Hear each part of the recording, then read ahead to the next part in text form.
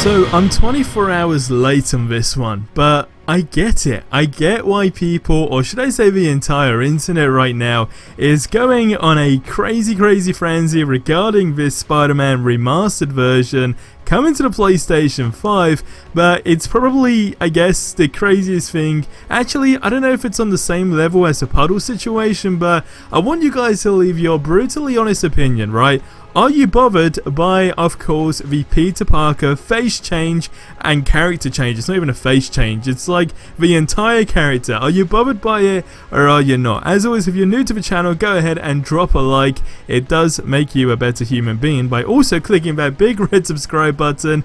But let's dive into this video, right? So like I said, I'm 24 hours late. I know all of you guys have seen the gameplay already, and if you haven't, it's playing in the background and it looks super cool, right? If you haven't seen the comparisons as well, where somebody literally done a comparison within like the first hour of it being released, they done a side-by-side comparison, and I mean, you can see the differences. Like, you can legit see a huge difference. One of the big key things is the fact that, of course, the game is running at 60 frames per second. But regarding all that stuff, let's put all that stuff aside. So what everyone is super annoyed about is, of course, Peter Parker completely switching up. Now, here's the thing, right? I've been thinking about it for the last 24 hours, and I get, first of all, why everyone's annoyed, because, I mean, for me, it was confusing, absolutely, 100%, considering it's a remastered version, if you know what I mean. Like, if it was a different, I guess, version of the game, like if it was a sequel to the game,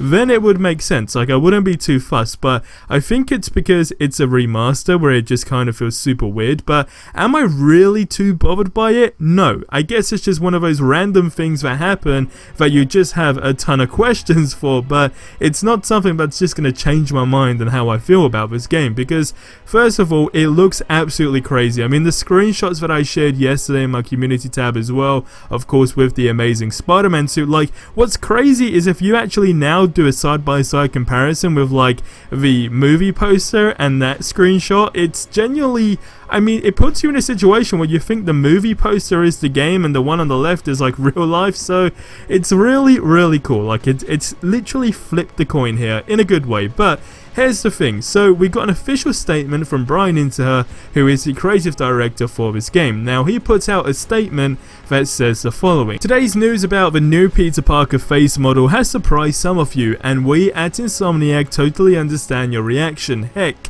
it even took me a while to get used to Peter's new look, but as we discussed the franchise's future and moving into the PlayStation 5, it quickly became apparent that delivering even more believable looking characters made finding a better facial match for actor Yuri, who we all love as Peter Parker. Now, we care as much about this character as your attachment to him, so please know we didn't make this decision / change lightly.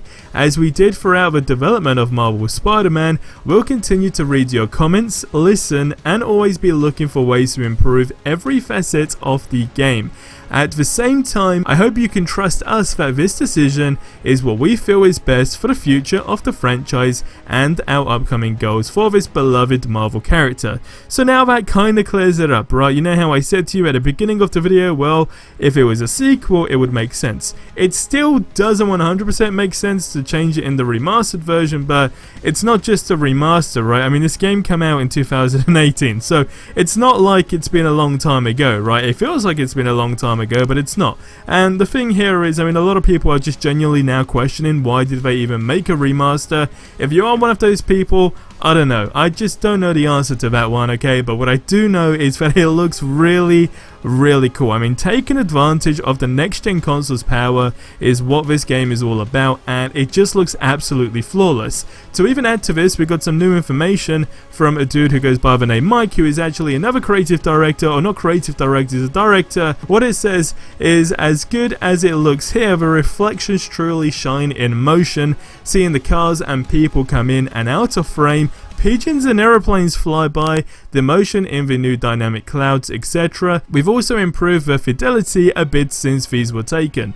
Now, I mean, these screenshots, like, you know, they've been talking about ray tracing with Spider-Man Miles Morales a lot. Like, every single time they release new information on that game, they consistently always talking about ray tracing. Now you're actually seeing, I guess, that ray tracing situation more so with the picture with Spider-Man, of course, on the building hanging off it. I mean, it just looks great. It's one of those things that you didn't really know you actually needed until you see it. That's how I feel about it. Now, I'm always, you know, up there, I guess, when it, like, I'd be the first person to say if there was something wrong with this. I would feel like you guys have confidence in me to say that. But with this, the only thing that just weirds me out is, of course, a character change. But besides that, I think this looks really cool. And I think the sequel, and I guess the way Spider-Man's going, that franchise itself, whatever you want to call it, right, series, etc., is actually in for some really, really cool things.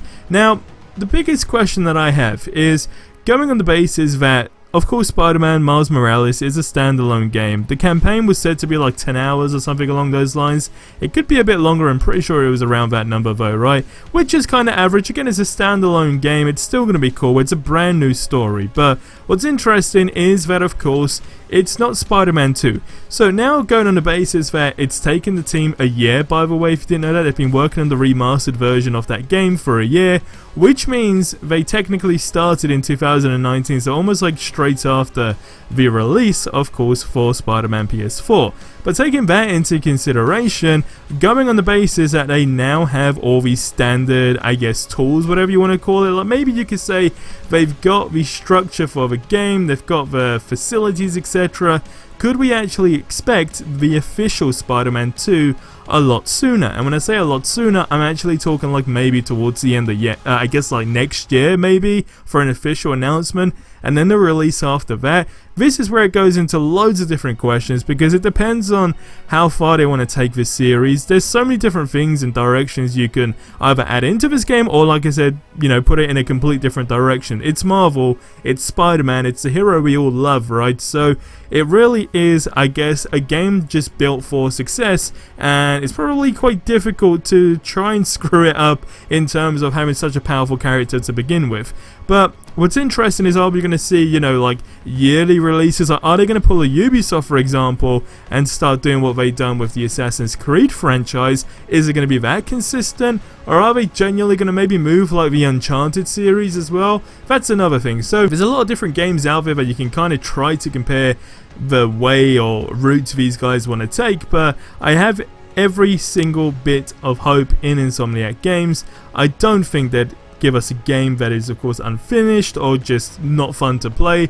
And considering they've done this in a year, although it's a remaster, I mean, this is a big remaster, right? And the biggest thing here for me is just 60 frames per second and ray tracing. Like, that is everything, if I'm being completely honest. Besides that, it just seems like lighting, textures and all that stuff, but those are like the two main core things that you're going to notice. But that's that, guys, so leave your thoughts on that in the comments below. That's my opinion on how I feel about all of this stuff.